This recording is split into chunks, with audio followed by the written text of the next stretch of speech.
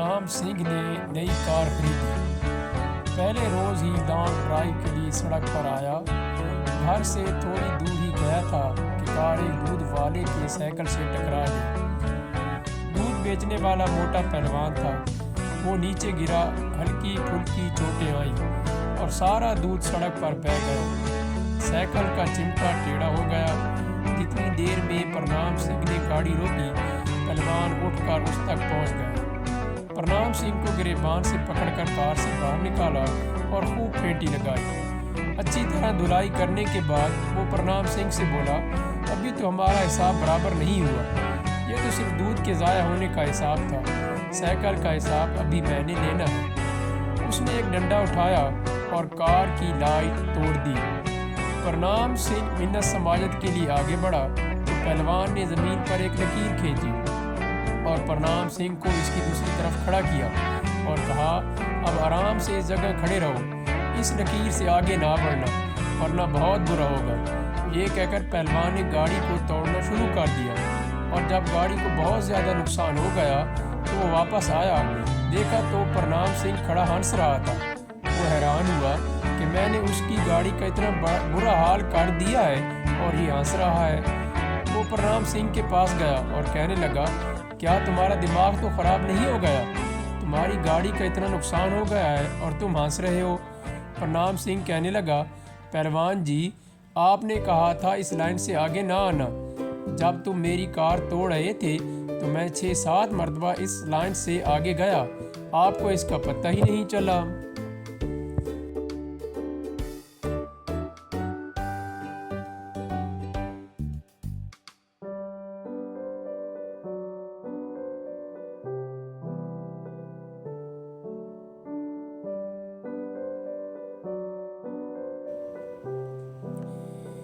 एक सिरदार जी cricket match देखने के बड़े शौकीन थे। उनके शहर में उनकी पसंदीदा टीमों का वनडे मैच हो रहा था। खुशी खुशी स्टेडियम पहुंचे तो याद आया कि टिकट तो वो घर भूल आए हैं। अब घर जाने में ज़्यादा वक्त लगता। उन्होंने लाइन में लग कर ख़रीदने का फ़ैसला किया। लाइन बहुत लंबी थी मगर आधे घंटे बाद उनकी बारी आई। वो टिकट ख़रीदने ही वाले थे, कहीं से ज़ोरदार आवाज़ में कोई चिल्लाया, ओए बलेयर सिंह। सिरदार जी लाइन छोड़कर बाहर निकले तो आवाज़ देने वाला कहीं नज़र ना आया। इतने में लाइन में उनकी जगह पुर हो चुकी थी। उन्हें फिर से लाइन के आखिर में खड़ा होना पड़ा। कहीं 1-2 घंटे बाद वो टिकट ख़रीद सके। उन्हें ख्याल आया कि अभी मैच शुरू होने में 10 मिनट बाकी हैं, चलो इतनी देर में पॉपकॉर्न ख़रीद लें। वहाँ भी लंबी लाइन लगी हुई थी। खुदा खुदा करके पॉपकॉर्न वाले के पास पहुँचे, ख़रीदने ही लगे थे कि फिर कोई ज़ोर से चिल्लाया, ओए बलेयर सिंह। सिरदार जी फिर लाइन छोड़कर बाहर निकल आए मगर आवाज़ देने वाला कहीं नहीं था। फिर से लाइन में लगकर उन्होंने पॉपकॉर्न ख़रीदे। इतने में मैच शुरू हो चुका था। वो धक्के खाते अंदर चले गए। बड़ी मुश्किल से अंदर पहुँचे और सीट तलाश करके अभी बैठ ही रहे थे कि फिर कोई ज़ोर से चिल्लाया, ओए बलेयर सिंह। सिरदार जी ने उठकर हजूम की तरफ मुंह किया और ज़ोर ज़ोर से चिल्लाए, ओए कौन है बलेयर सिंह पुकारने वाला? मेरा नाम बलेयर सिंह नहीं है, मेरा नाम प्रणाम सिंह है। क्यों मेरे पीछे पड़े हुए हो?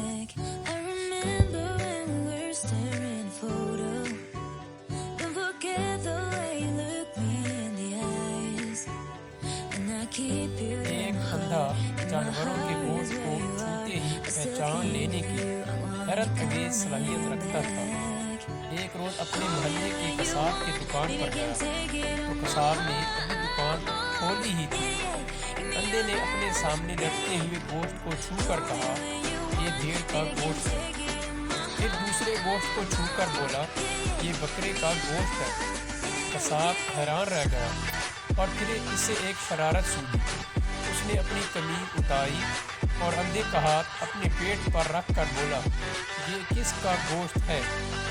अंधे आदमी ने कहा, ओ धत तेरे की, तुम गधे का गोश्त भी बेचते हो?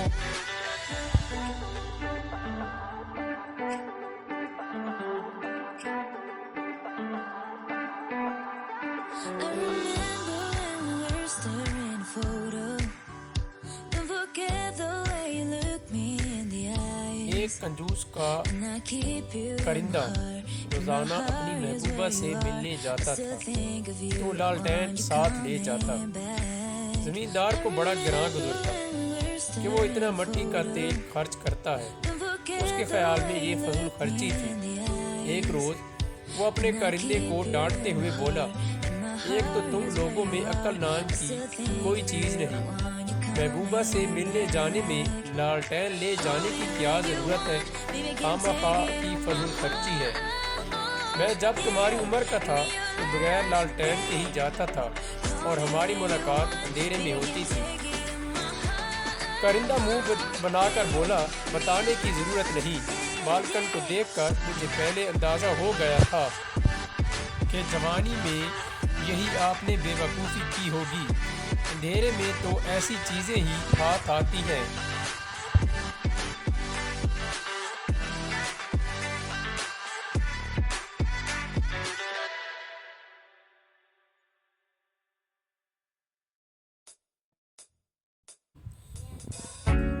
एक इंसान सड़क के किनारे जा रहा था। एक आवाज़ ने उसे चौंका दिया।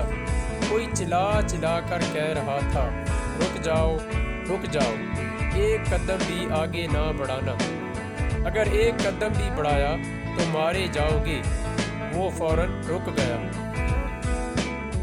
उसी ही वक्त एक ईंट उसके आगे ही गिर पड़ी और वो ईंट लगने से बच गया। अभी वो 2 ही कदम चला होगा कि फिर उसे इसी आवाज़ ने रुकने पर मजबूर कर दिया। उसने अचानक अपने कदमों को रोक लिया। अगर वो ज़रा सा भी देर करता तो 2 कारों के तसादुम में मारा जाता। वो अपनी खुशकिस्मती पर बहुत खुश था और उसने आवाज़ देने वाले का शुक्रिया अदा करना चाहता था, जिसके लिए उसने इधर उधर देखा। एक शख्स उसके करीब खड़ा मुस्कुरा रहा था। क्या तुम्हें मुझे रुकने का कहा था? उसने जवाब दिया, हाँ मैंने ही कहा था। उस आदमी ने कहा, मेरे मौसिन तुम कौन हो? उसने जवाब दिया, मैं नेकी का फरिश्ता हूँ, तुमको हर खतरे से आगाह करना मेरा काम है। आदमी ने कहा, मगर तुम उस वक्त कहाँ थे जब मैं शादी कर रहा था?